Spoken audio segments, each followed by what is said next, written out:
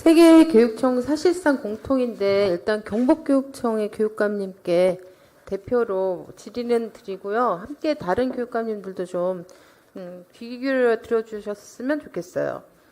지금 아까 제가 교보검 얘기하면서 유보통합 예산 얘기했는데 사실 지금 우리 교육부가 주력하고 있는 사업 중에 하나가 또 늘봄학교잖아요. 예. 그죠? 예. 늘봄학교가 원래는 이제 돌봄 수요를 잡고 그다음에 돌봄의 질을 좀 높여서 틈새, 비어있는 그 틈새 돌봄까지 다 메뉴판을 차림표를 쫙 만들어서 돌봄의 질을 좀 높이겠다 이런 취지로 사실 늘봄학교를 하는 거잖아요. 그죠? 예, 그렇습니다. 그런데 실제로 제가 그 자료를 보니까 늘봄학교를 지금 경북 같은 경우 몇 개 학교가 하고 있는지 아세요? 41개. 41개 학교가 있잖아요.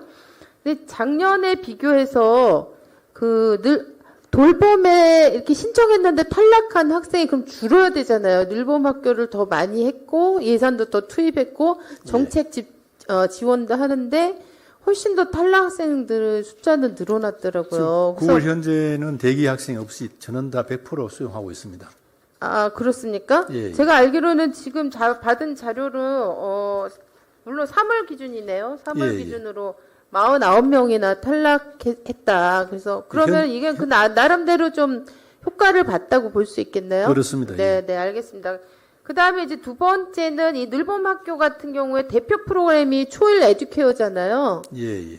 초일 에듀케어인데 그 1학기 때는 41개 학교가 다 이게 선택이 아니고 필수였더라고요. 신청하면 반드시 해야 되는. 근데 2학기는 선택이 됐죠. 지금 반응이 좋아서. 네, 반응이 좋아서 7개 학교만 하고 있습니다. 확인해 보세요. 1학기 때는 의무였기 때문에 41개 학교였고, 여기 대구하고 강원도 아마 초일 에듀케어를 하실 거예요. 늘봄 학교에서. 근데 7개 학교로 줄었어요. 굉장히 급격하게 많이 줄었는데, 줄은 이유는 물론 여러 가지 복합적인데, 제가 볼 때는 학부모들한테 이게 얼마나 유인력이 있느냐, 근본적으로, 이런 것도 있겠지만, 지금 이걸 운영할 때 대해서 생기는 어려움들이 너무 많다는 거예요. 지금 강사를 못 구해서, 경북교육청 같은 경우 전체 66학급입니다.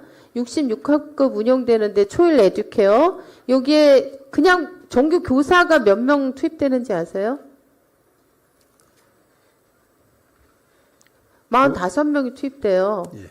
왜냐면 강사를 이게 한 학기짜리 이런 게 아니고 한 달짜리이고 이게 적응 기간에서 사실 출발했던 거잖아요. 그리고 긴 경우에 물론 한 학기 하는 경우도 있는데 이 안정성이 없기 때문에 강사 구하기가 힘드니까 선생님들이 여기에 이제 본인이 몸으로 때우는 거예요. 그러면 여기에서 이제 선생님들이 담당하지 않아도 될 일을 이제 담당해야 되는 어려움이 있고 또 하나는 이 겸용교실에서 하는 거예요. 이게 66개 경북교육청 66개 학급 운영하는데 겸용교실 쓰는 게 몇 학급인지 아세요? 지금 30개 학급이에요. 예.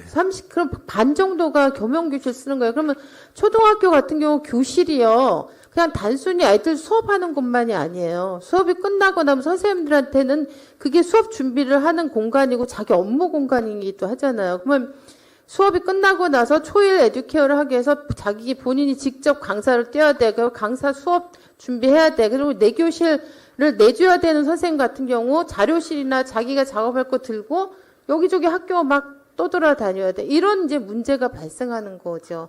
이런 거 교육감님들 잘 파악을 하고 계시는지 모르겠습니다.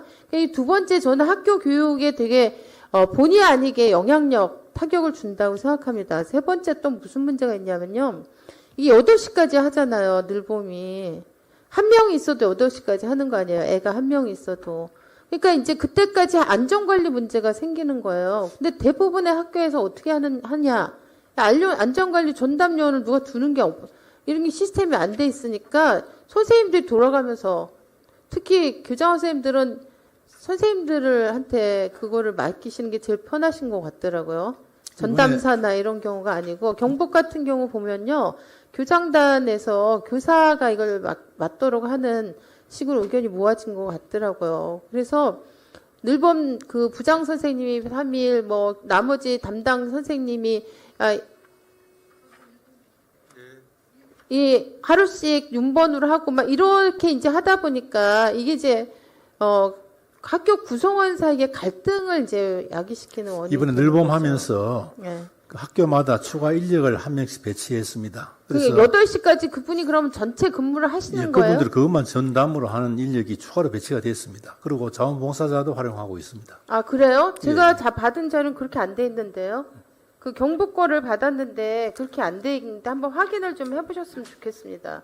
경북지부에서 이 안전관리 문제나 늘봄 관련해 새로 발생한 업무를 어떻게 하고 있는가에 대해서 학교 구성 간의 갈등이 발생하고 있는 부분이 많다. 이거 한번 확인을 해보시고 저는 전담 인력을 추가로 배치하셨다면 상당 정도 해결은 될 거라고 보는데 확인은 좀 해보시고요. 마지막에 늘봄 지원센터가 있잖아요. 예, 예. 그거 한번 PT를 보세요.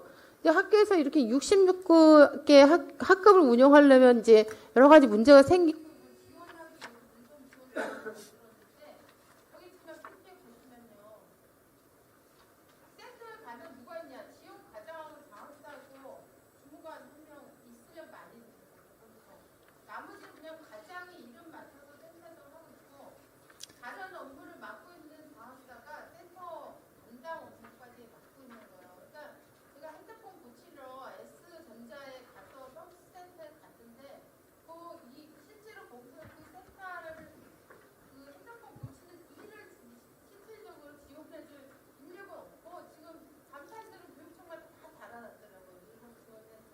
내년에 추가 인력 지금 요청을 해놓고 있습니다. 예.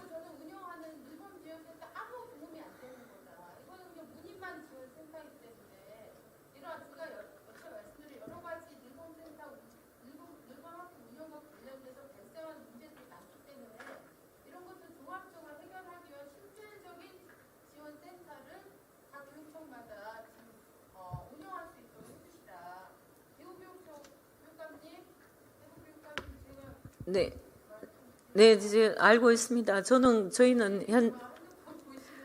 아니요, 이게 자료를 보고 있는 거라서, 예, 의원님 말씀하신 내용을 보고 있습니다. 예. 네, 네, 알겠습니다. 네.